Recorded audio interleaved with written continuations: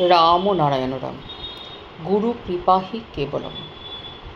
জপ করতে বসলে নানা আজে বাজে চিন্তা এসে জপে ব্যাঘাত ঘটায়। এর উপায় কী?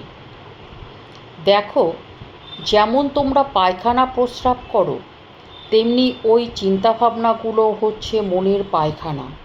শরীরের মল যেমন পায়খানা প্রস্রাব দিয়ে বার হয়ে যাচ্ছে, শরীরের দূষিত জিনিস বার হয়ে যেমন তোমার শরীরকে সুস্থ রাখছে, তেমনি কুচিন্তা কুভাবনাগুলো হচ্ছে মনের মল।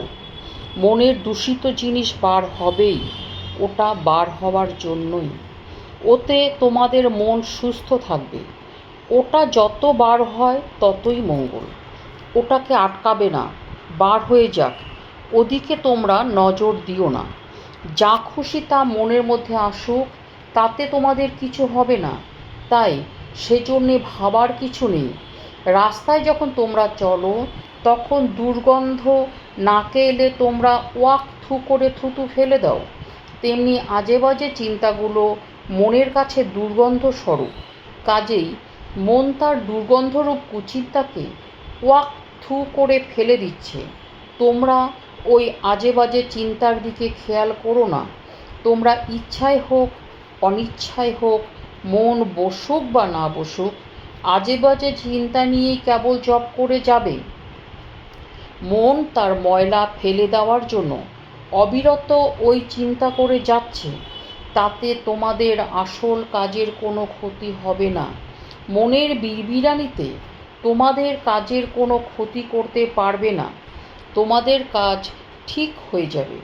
দেখো না, ঘুমের মধ্যে পর্যন্ত মনের বিড়বিড়ানির থেকে রেহাই নেই। ঘুমের মধ্যে পর্যন্ত মন কাউকে রেহাই দেয় না।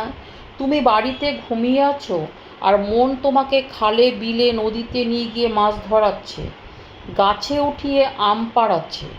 এই মনের জন্য তোমাদের ভাবনা করার কিছু নেই।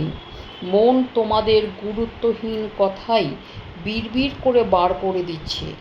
মনের বিড়বিড়ানির বিশ্বের কাছে গুরুত্ব নেই বলেই গুরুত্ববিহীন, এবং গুরুত্ববিহীন হলেই মন তা বার করবেই। সর্দি প্রস্রাব ঘামের ন্যায় বার হবেই। বলেছে, এগুলো ধরে থাকার জিনিস নয়। হাটে বাজারে মাঠে ঘাটে সব জায়গাতে মনের মধ্যে চলছে কত চিন্তা, যেন সিনেমার রিল চলছে মনে। মনের এইসবের জন্য তোমাদের ভাবাভাবির দরকার নেই। চিন্তা যা আসে আসুক, তোমরা ওইদিকে মন দিও না। তবে ওইগুলো উৎপাত করে কেন? মনের জমানো মলকে বার করার জন্য। জবটা একটা অদ্ভুত জিনিস, ভালো জিনিস। ভালো জিনিসকে সবাই ভালোবাসে। কাঁঠাল চেনো তো? সেই কাঁঠাল যখন তোমরা খাওয়ার জন্য ভাঙো, তখন কোথা থেকে সব বড় বড় মাছি ঝাঁকে ঝাঁকে এসে উপস্থিত হয়, নিশ্চয়ই দেখেছ। ওই কাঁঠাল তোমরা যেমন ভালোবাসো, মাছিরাও খুব ভালোবাসে। ওই মাছিরা আসলে তোমরা কি করো? হাত দিয়ে তাদের তাড়িয়ে তাড়িয়ে কাঁঠাল খেতে আরম্ভ করো। তেমনি জপটা হলো শ্রেষ্ঠ শব্দ। ওই জপ যখন তোমরা করতে বসো, তখন ওই আজে বাজে চিন্তাগুলো ওরাও জপ ভালোবাসে, তোমাদের জপে বিঘ্ন করার জন্য ছুটে আসে।